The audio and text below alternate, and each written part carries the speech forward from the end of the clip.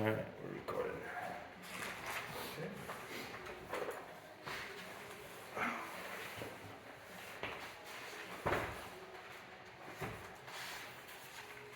All right. Oh, you're starting with Vikings Dolphins? Or whichever, it doesn't matter. I'll let you lead it off. Okay. Either way. Alright. I'll correct that later. All right. Good evening, everyone, and welcome to the Blood, Sweat, and Beers NFL podcast. My name's Eric. This is Josh. We're here to bring you a Week 6 recap and a look into Week 7 here for next week of the NFL football season. Welcome, NFL fans, again to our podcast. Exciting week of football. A lot of news. We're going to go over kind of midway through our podcast, but hopefully you're enjoying the NFL season as much as we are. As usual, we're going to start off the show with NFC North. Kind of recap of what happened. Some games were good, some were not as good. I'm going to start off with the Commanders and Bears. Last week you had a pretty lofty prediction of what would happen. I think you had Cole Kmet catching what was a slant or a... Yeah, it was a little bootleg from it was Justin a bootleg. Fields. Justin Fields, yes. That did not come to fruition. No, it didn't. I did predict that there was going to be a touchdown scored in this game, though. So you were right. That did happen, and You were right. We're good on that one. Absolutely. Let's be honest, it was a snooze fest, 12-7. Yeah. Carson Wentz hurt his hand again, so another injury there. How cool was it that Brian Robinson scored his first touchdown since being shot? I mean, that's super cool. Good for him. Yeah, I called it last week. That was one of my predictions. That True. he was going to get in the end zone. It's just that feel-good story, and glad he got in the end zone. He actually had 17 carries for 60 yards and a touchdown. And then second closest on that rushing attack was Antonio Gibson. Only had 5 rushes for 35 yards. So Ron Rivera really supplanting Brian Robinson up at the top there to lead that backfield, which is, a little disappointed, especially if you're a fantasy football player. You kind of just wonder what happened in that backfield there. But really good to see Brian Robinson do well. So. Yeah, awesome. He's an Alabama guy. Yeah. Justin Fields, I watched this game, as painful as it was. One thing that really stuck out, one is he seems to be like a one-read guy at this point. Like if his first read's not there, he's running. That really stood out to me. Now granted, what did that equate to? 12 carries, 88 yards. So he is dynamic with the ball in his hands, but he also did take quite a few hits. Yeah. And you wonder how long that can actually last. So Right. He's got to work on his reads. He's got to look for, more than his go-to players.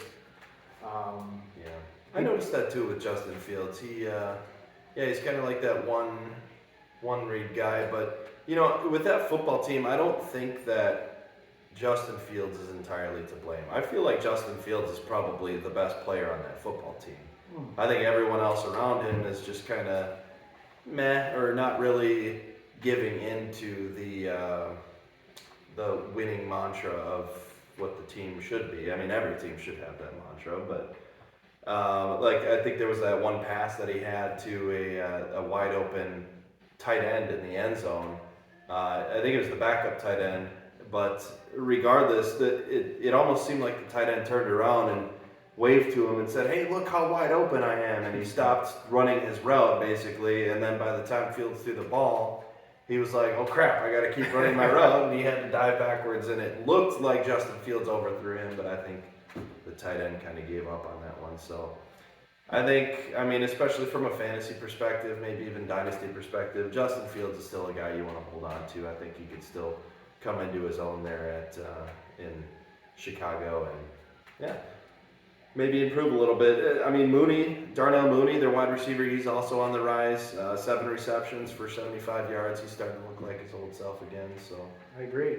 Yeah. Another guy that really stood out was actually who I talked about last week, who I'd love to have on the Lions, is Raekwon Smith. So 9 tackles, 1 sack. The guy is just dynamic on defense. So if there is something to be said about that Bears defense. This guy is definitely holding his own. And good point on Justin Fields, because maybe that one read is his only read, and the rest of the guys aren't getting separation. So, good point on that. I think that's where we'll kind of leave off on that game. Sure. Like I said, it wasn't a lot going on. It was more so, who could score the most points, as generic as that sounds. Next, we'll talk about the Jets and Packers. Kind of a shocker. Yeah, it was kind of a shocker. As much as I didn't want to say it last week, it was kind of a trap game. I know I mentioned last week that the Packers are really good coming off of a loss. 2 weeks ago, they lost to the Giants in London, so they were a little discombobulated from that. But perhaps a little too discombobulated, coming back from London and things just not quite right, and the offense still isn't in sync. I don't think it's quite the time to panic yet. I think it's still just kind of patience with this team, trying to get things rolling. I think we see it every single year. But I'll run through some of the stats here. Nothing special. Zach Wilson, 10 for 18, 110 yards. I think he only had one pass that was over a 10-yard reception. So that's pretty impressive. The Packers cornerbacks and secondary, they kind of held up their own or held up their end of the bargain. Breece Hall, though, rookie running back, really stood out. 20 carries for 116 yards and a touchdown. And then Braxton Berrios also scored on a end-around touchdown. But with all the wide receiver injuries too, guess who emerged? You had Robert Tonyan. He came out and he really. What do you have? 90 yards? Yeah, I think 10 receptions, 90 yards. He's a guy that Rodgers was definitely looking forward to coming back and stepping into his former playing self, really. And it was nice to see him get some of those passes. Didn't get in the end zone, but 10 receptions, I'll take that. That's a good sign for the future. What are your thoughts on the game? We talked about it last week, and again, this is a game that I kind of monitored a little bit. The thing that stood out is what we talked about last week was the run defense of the Packers just really being exposed, and maybe Coach Salah from the Jets really, that was his game plan.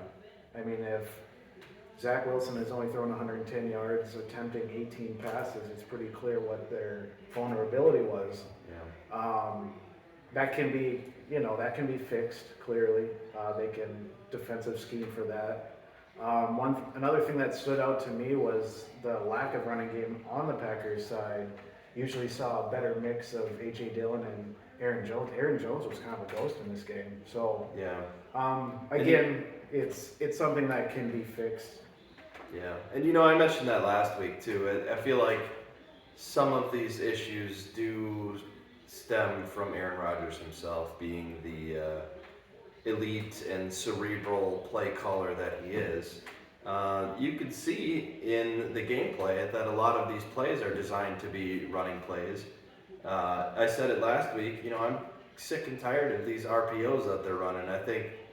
Rodgers is right to notice that he has a receiver open, but just getting away from that run game just kind of defeats the purpose. And so what I think defenses are starting to learn is that Aaron Rodgers is too smart for them. So they know that and they adapt to it. So maybe they show something, and Rodgers says, "Oh, I'm smart. I can do this." And it ends up being a bad play or a broken play or something like that. And speaking of like penalties and fumbles and miscues on the offense, I think when you start running a lot of those RPOs with younger wide receivers and younger inexperienced linemen that aren't playing in their normal spots that they would be on the line, you kind of get the miscues that he had mentioned in the media, and them needing to simplify the offense, or I should quote Rodgers on that. But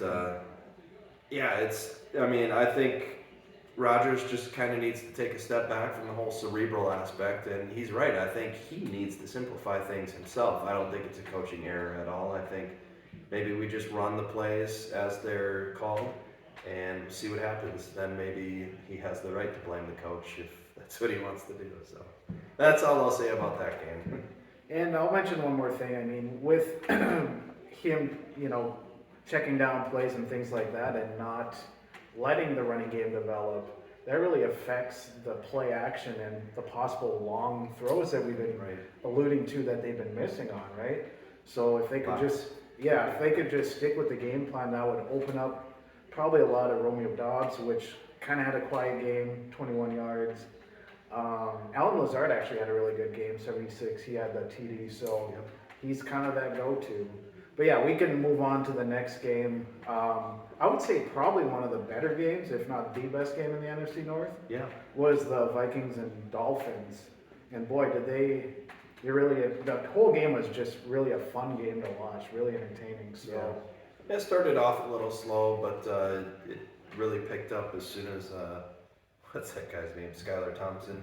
As soon as he got off the field, I think the game kind of really kicked off. Now, I don't think it was because of him, but so I was kind of wrong in my prediction last week because of that. Because I said, "Oh, Bridgewater will be good to go," and he was good to go. But the team planned the week around Skylar Thompson. So I guess as a head coach, what are you gonna do? You got to stick with it. But I mean, it was good to see Teddy Bridgewater get out there pretty early, actually. 23 for 34 yards, 329 yards with 2 touchdowns and 2 picks on that. Also had a few scampering yards there.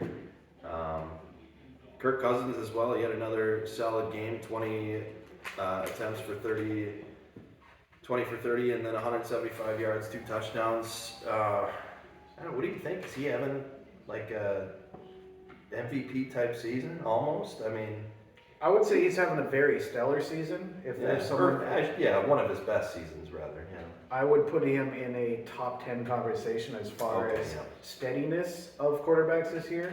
As soon as I started asking that question, I forgot about all of the other guys that are definitely MVP frontrunners. So I mean, he's having one of his best seasons. yeah. Most certainly. And with that being said, Justin Jefferson, boy, he seems to be back. Yep. After those couple of bumps, That's 3 straight games now, 100 plus yards, I think. Yeah. So. And they're getting Adam Thielen involved. Now, granted, he didn't have a lot of yards, but he got a touchdown. They're getting Eric Smith along. So I think you're really starting to see the head coach kind of having his offensive vision in play, and it's really showing up. So yeah, I agree.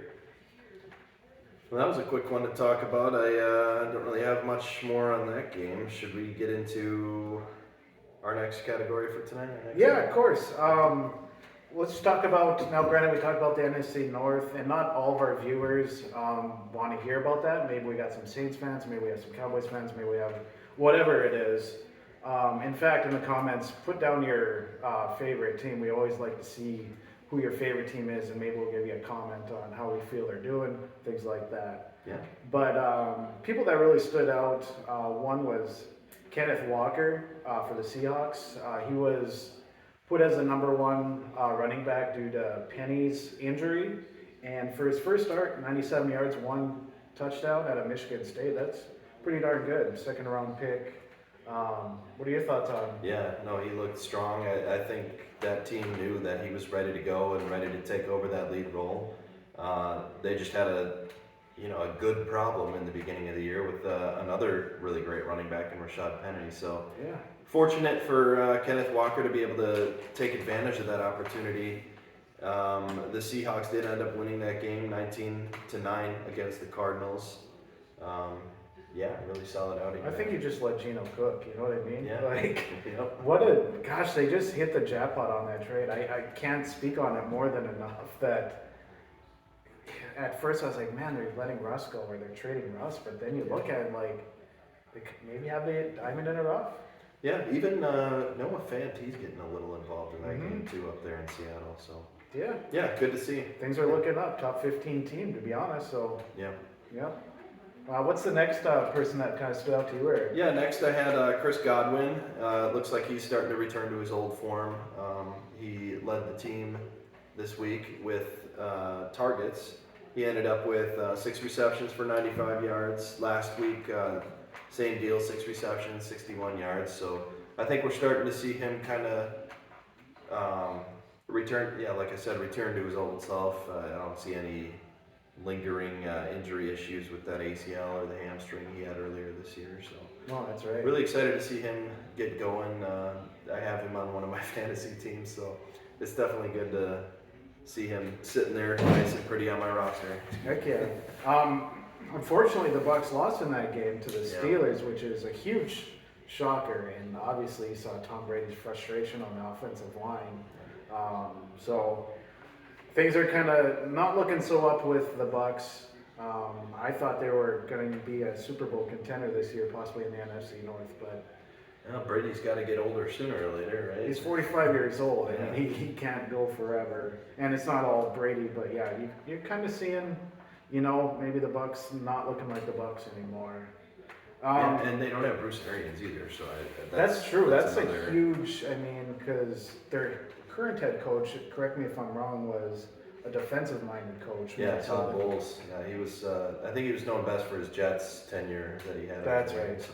That's right. Next topic I'd like to talk about is the Bengals. Yeah. Joe Burrow came in a LSU jersey. It may even been Jamar Chase's. I'm not sure who it was, but he always has the swag going. But 300 yards, 3 TDs. That kind of looks like the Super Bowl Joe Burrow that we saw last year.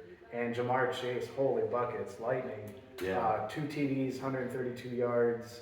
Their offense is really, if they can get that defense going, we might see an upward trajectory there. What are your thoughts on that? Yeah, no, that game had a starstruck performance written all over it from the beginning. You know, Joe Burrow, Jamar Chase heading back to the Bayou for a big game.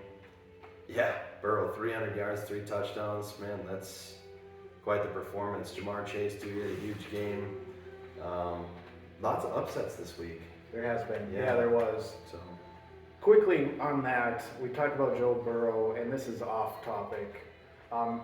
Would you still pick him number 1 in that draft? in which draft? Who was number 2 or 3? Yeah. So it was Joe Burrow, and then, who else was in that draft? I mean, I guess. Herbert, I believe it was, and Tua. Oh, well. Yeah, I mean, you could go well with either of those guys. I mean, Joe Burrow had the resume to certainly do it. Justin Herbert was kind of, I want to say he was more of like a diamond in the rough. So More so looked at as a project. yeah, You know what I mean? yeah, exactly. He came out and lit up the league. But no, I think both quarterbacks are great in their own ways. I think Burrow is a really good leader. Mhm.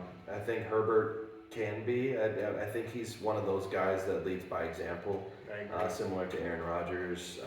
Kind of a quiet leader. Yeah, exactly. So, Okay. and then Tua, I guess he's still kind of a project. Really excited to see how he finishes the year. Hopefully, he can get back, stay healthy, and that'll bring me into the next topic here: the Dolphins' dynamic wide receiver duo. Yeah. Yeah, they had 3 games this season with each of their receivers, Jalen Waddle and Tyreek Hill, with over 100 plus yards receiving. Did it again this week. Kind of seems like a boomer bust situation, though. I mean, the other 3 games that they played, I think they had under like 40 yards, or one of the other receivers had under 40 yards. So it's definitely a really stellar offensive week, or it's just kind of like, they did Sure. all right, I mean, Tyreek Hill is having a hell of a season. I mean, he's having one of those where if he keeps this pace up, some records could be broke. I mean, Yeah. when you're 177 yards, pretty frequently around that 150 to 170 yards per game, it's dynamic. As much money as the Dolphins gave, they're looking pretty smart for Yeah. getting him. I would say next topic, we kind of see this upward trajectory of Bailey Zappi.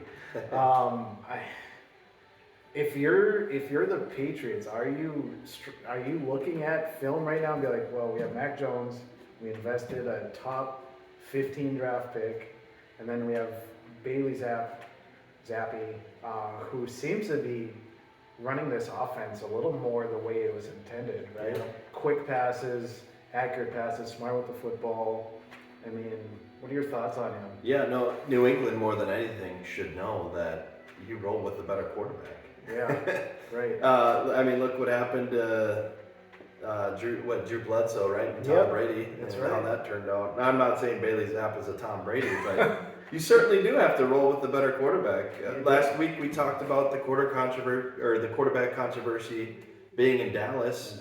I think we moved away from that, but now we got one in New England, and I think you're certainly right to point out that there is that controversy there, and assuming that Bailey Zapp gets another start this week, I think he's got a really good shot at. We'll talk about that later in my predictions, but because I think they're playing NFC. Yeah, they're playing the Bears, so I'll talk a little bit about his outlook for this week. But yeah, I mean he's a legitimate threat to that starting quarterback role. But so speaking more about the Dallas quarterback controversy, I feel like Dallas did the right thing this week with sitting Dak Prescott, whether or not he was ready to go. It's so you put out Cooper Rush against the league's top scoring offense, and the most electric offense out there, still undefeated team, and you really see the type of quarterback that Cooper Rush is. Obviously, Cooper Rush had nothing to do with how Philadelphia's offense did, but you kind of let Cooper Rush take the L for that game, and maybe you could blame it on him, and it's like, oh, it's all right, we got Dak. And Right. so the whole point is that you didn't put Dak out there in a game that he was probably going to lose, and then, on Monday morning, you're going to get Screaming A. Smith saying that, the Cowboys did the wrong move. Should have Dak put is Cooper the Rush Dak. in there. Yeah. But no, it's interesting too. I just read about this. The Seahawks last year with Russell Wilson, he had the same thumb injury, and it's supposed to be like an 8-week injury. He was only out for 5 weeks, Wilson that is, and he came back and he lost the next 3 games because he had grip issues with the football. I remember that. Yeah. So yeah, I'll talk about that a little bit too with my predictions, because I think the Cowboys are involved in another. Yeah, Lions at Cowboys. So I'll talk about that a little later. But I think Dak Prescott might have some struggles returning from that injury, assuming that he starts. Yeah, I mean, if it's in your throwing hand and you have a problem gripping due to that, I mean, it's very easy to see how that could be affected. Cooper Rush with 3 interceptions, obviously not his best game. He was running that high of, playing really well, playing really smart football. But like you said, he kind of hit that number 1 team in the league wall. And for them to rush out Dak Prescott, you're exactly right. They would have that, oh, geez, look at same old Dak. You know what I mean? Yeah. And it's not that case. I mean, Dak needs some time to probably get back into the flow with his wide receivers and throwing the football again. So Yeah, the Cowboys have been really fortunate too with how well Cooper Rush has played during Dak Prescott's absence, and I think the other night's game was a good moment to bring the Cowboys fans back down to earth. their defense still though is very impressive. Yeah. What Micah Parsons is doing is he's just creating a new vibe with that team. So can't say enough about that. A little bit of news going for next year. Amazon Prime will stream the first Black Friday NFL game. Sorry to disappoint. It's probably going to be Texans and Panthers. Oh, I thought I heard Broncos and Colts. Oh, perfect. Perfect. Yeah, we need a rematch of that garbage. No, I hope Amazon digs themselves out of this bad luck they're getting. Oh, it's a funk. These Thursday night slates. It's been a pretty terrible year of Thursday night games. And even the Broncos, too, taking over a lot of those primetime games. Man, it's just... They're not putting out a good product, are they? No, but, might as well get that all out of the way earlier in the season. Hopefully we get some good games later in the season. And I think the NFL is usually pretty good about that, about switching game times and putting on the ones that matter most in the primetime slots. So I agree with that. Yeah, it's just the last couple games. I wrote down all the Thursday night games yesterday and you can see the intention early on that they're like, okay, yeah, Chargers and Chiefs, Bills and Rams, Steelers and Browns. Obviously, they had a different idea of how that would look. But then you get into Colts, Broncos, Commanders, and Bears, and it just kind of goes down from there. So, yeah, like I said, hopefully there is an improvement going forward, and they will adjust to those teams that are standing out and bring out a better product. So, yeah. Well, next we'll talk about some trades that are happening in the league and some trade rumors. Really, I've only heard of one trade and then maybe one free agent signing as well. So Robbie Anderson pulled an Antonio Brown and gets booted off the field by his own head coach and gets traded to the Arizona Cardinals the next day. So Marquise Brown, he's out with a foot injury. Nook Hopkins will be back this week. So I think this is probably a good signing for the Arizona Cardinals. I don't know if, I just don't know what's going on with Robbie Anderson. I don't think he's, I don't really want to speculate too much about Antonio Brown, but I think he's in a better headspace than Antonio Brown is. I think maybe all he needed was just a team that really cared about winning. And so I think the Cardinals are definitely in that position to, put themselves over the top there, especially with DeAndre Hopkins coming back. So you have DeAndre Hopkins, Rondale Moore, he's starting to come into his own now, and with the addition of Robbie Anderson on the other side of the line there, and Ertz, the tight end, yeah, he's still pretty consistent. You mentioned kind of the head, what his mindset is right now, and I think it really started with Baker Mayfield. He really did not want Baker Mayfield on the Panthers, and that was, I didn't know that. Yeah, he was really throwing a fit when there was a rumor about that. So I think that has a lot to do with it, as well as, maybe it's just that offensive scheme isn't working what his strengths are. So, like you said, I think the fun and gun of the Cardinals were basically just let Kyler Murray run around and throw the ball wherever he wants to, especially with him and Nook. I think that could that could work out. I guess time will tell. It'd be interesting to see where Baker Mayfield went to school and Robbie Anderson, because you think maybe they were Could be rivals. college rivals or something like that. Could be rivals. Or maybe that was the game that Baker Mayfield went Grab- like yeah. this. Maybe he did it to Robbie Grab his Anderson's crotch. face. It could be. Maybe he's having PSC. Something I don't know about. But Comments, anybody Yeah. in the comments if you want to mention. Obviously, we know where Baker went to school, but Robbie Anderson, maybe there was a rivalry, so feel free to comment. So. Yep. Then I mentioned the free agent signing. I saw actually just before we started the podcast that Deshaun Jackson looks like he's going to the Ravens. Yeah. So at 35 years old, we'll see what he can bring to the table. But that's also a team that's focused on their rushing attack. So I mean, if Deshaun Jackson, if he's still got some gas in the tank, I think that's certainly a good option. Maybe he's not going to burn defenders as well as he used to, but squeaking past safeties there that maybe want to step up in the box and try to defend against Lamar Jackson. Maybe run a little play action, get Deshaun Jackson open up in the. That's a lot of Jacksons. It's an Action Jackson. Get him open up in between the numbers there and hit him for some touchdowns. So that's talk about a team on their bad luck though. Holy buckets! The last 3 games or whatever it is, losing by.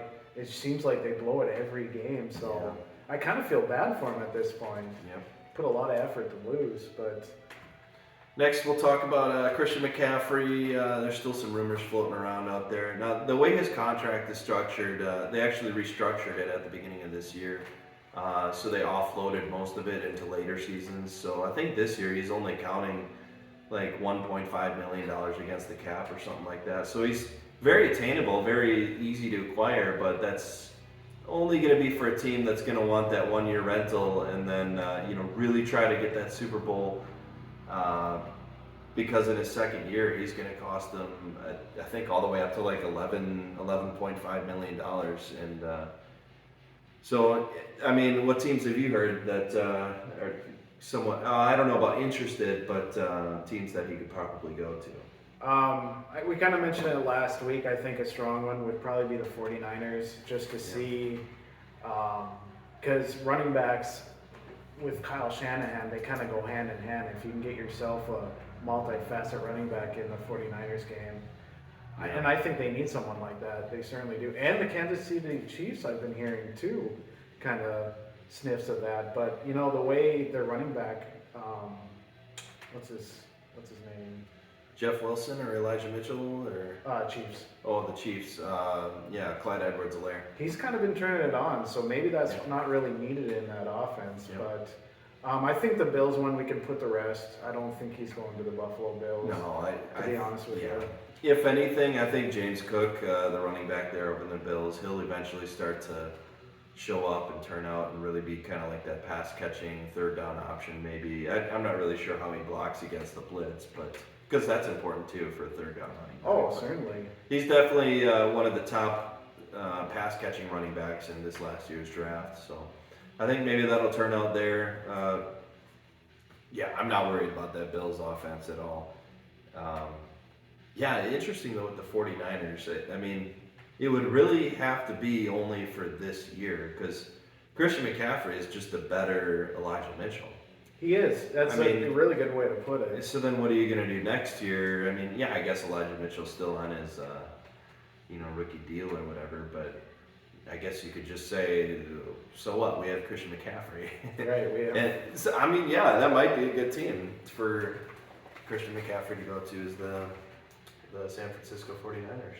Man, can you imagine if he went somewhere to like the Eagles? Oh man. Yeah. Just to see that explosiveness I don't know. on top of what they already have.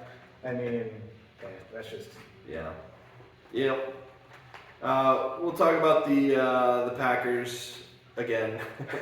I think they're, you hear it every single year with the Packers that they need to go out and get a receiver, but all these other years they've already had a Devontae Adams, a Jordy Nelson, a James Jones, a Randall Cobb. These once 1,000-yard wide receivers. This year's a little different. They don't have that.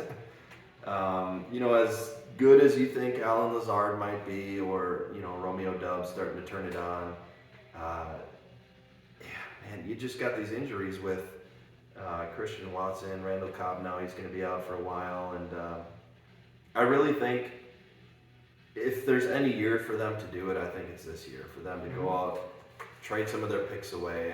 They generally don't have good luck in the third round of the NFL draft, so maybe give that pick away and get a receiver that is verified with some talent. DJ Moore, like you mentioned. So, yeah, I think DJ Moore's out of the picture, especially with Robbie Anderson that has moved on now. I think the Panthers would be wise to hang on to at least somebody there. So I think DJ Moore's definitely out of the question.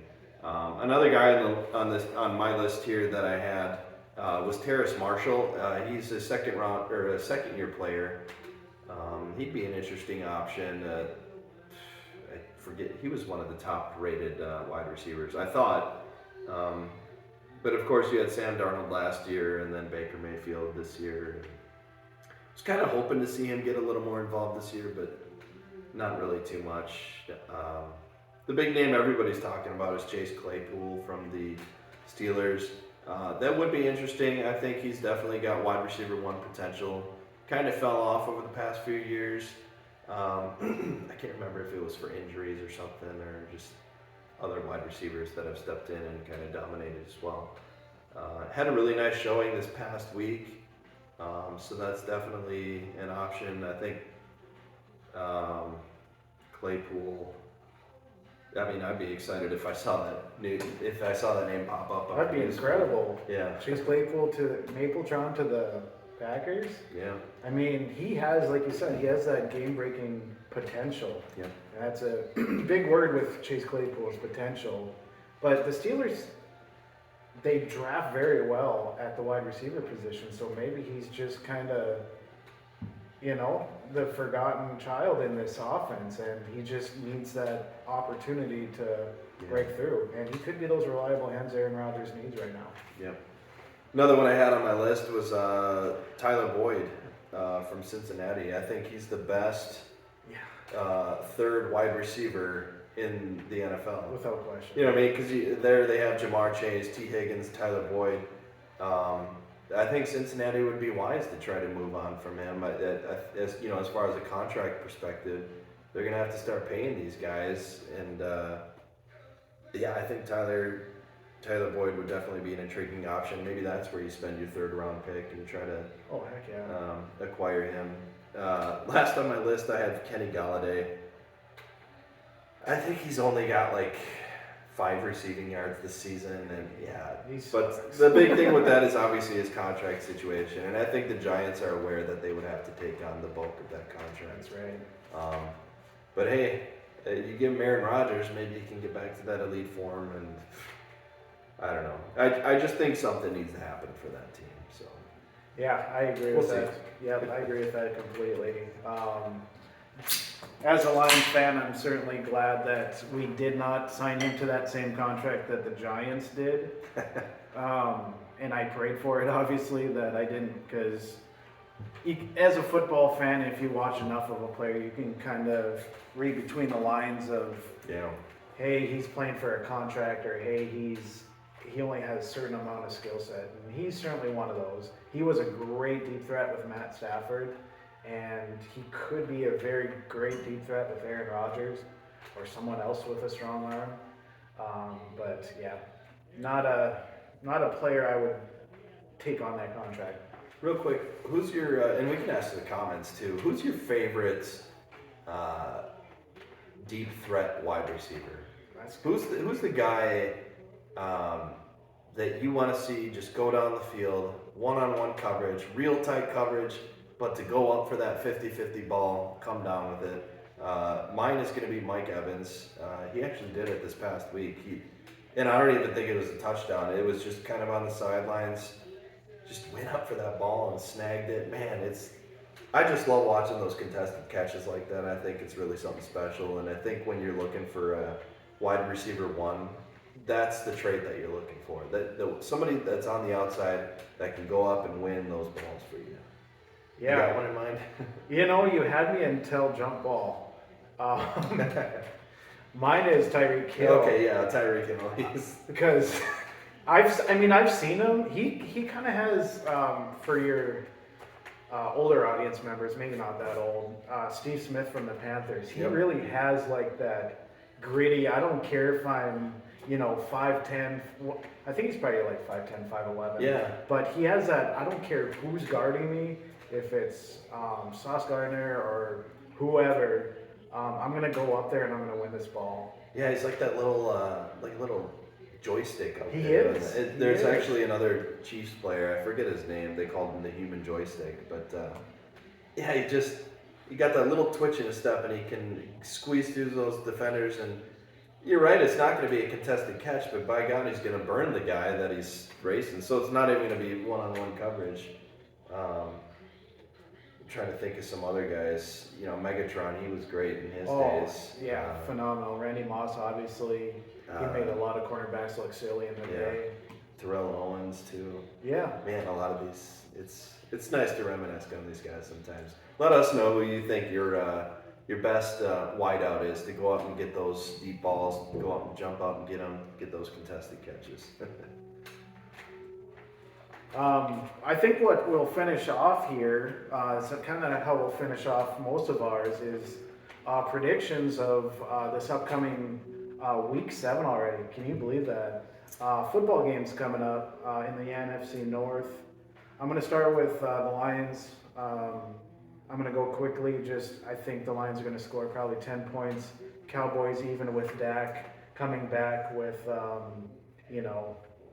maybe some rustiness. I still think they're going to put up 35. I can see Micah Parsons getting 3 sacks against Jared Goff. I could see this probably being Jared Goff's worst start of the season, or worst game of the season, certainly. Wow, interesting. We had some different outlooks.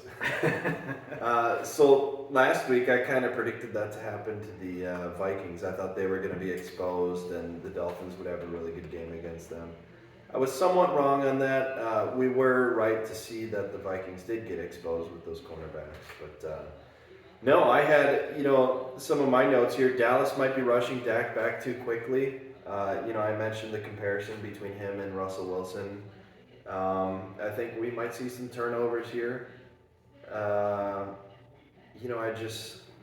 wish Jerry Jones would have put Dak on IR so that I could still have him on my fantasy roster because I ended up having to drop him. But, wow, okay. No, I think Amon-Ra St. Brown, T.J. Hawkinson, they should feast this week. They've had a week of rest to kind of recover and lick their wounds a little bit. Swift will also be back. I think so, right?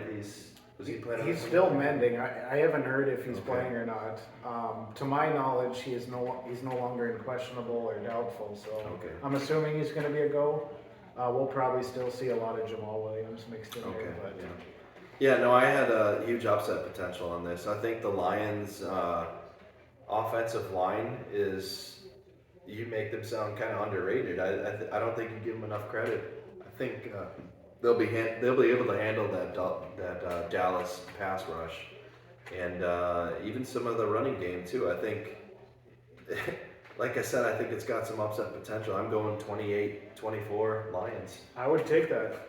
I would. Packers, Commanders. You're not going to like this one. I do think the Packers are going to win, but I think it's going to be a squeak. I think it's this is your trap game, I think, because Heineke, he is a gritty quarterback, and I think every time he's on the field and the lights are bright, I think he's going to get the best out of that. I was going to say Redskins. I'm so sorry. Commanders team. He's also a rushing guy, isn't he? He can scamper with the ball. He's a little more mobile. He's no more mobile than Carson Wentz. Okay, yeah. But he just kind of has that grit and. You're right, kind of like a Taysom Hill kind big of guy, time, right? Yeah, a little better accuracy, but. Yeah, he'll do anything to win a game, and I don't think Carson Wentz really has that in him. So I do think you'll see a lot of momentum, but also I do see the Packers winning this game. I don't see Aaron Rodgers letting them lose this game in particular. I think you're going to see the running backs really get back to what they're good at. I think you're going to see a lot of focus on reevaluating what they're good at. So, what are your thoughts? Yeah, despite being on the road, I think you're right. I think they will come out with the win. This will be the week that Green Bay gets back on track.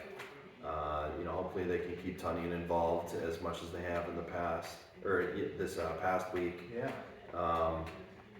Taylor Heineke starting for the Commanders. The Packers do blitz often, and Taylor Heineke, guess what? Not that great against the blitz. So I think you're going to see a lot of disguised blitz packages. I think they're going to try to get to the Commanders quarterback there, and might see some struggles there. I'm expecting an A+ effort from Green Bay this week. I think if it's not, I think then we can start panicking and start pointing fingers. But no, I think the Packers come away with this one, 24-6. It's good. It's a steady victory right there.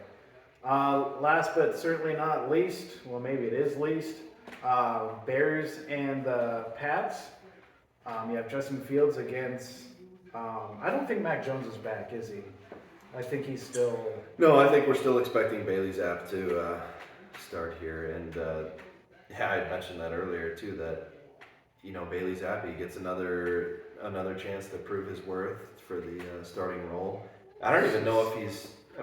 everybody's got to be interested in, getting that starting role. But I don't think he came into this season like, I'm going to take this over. This is my team, But good on him if he has that mentality, if he can.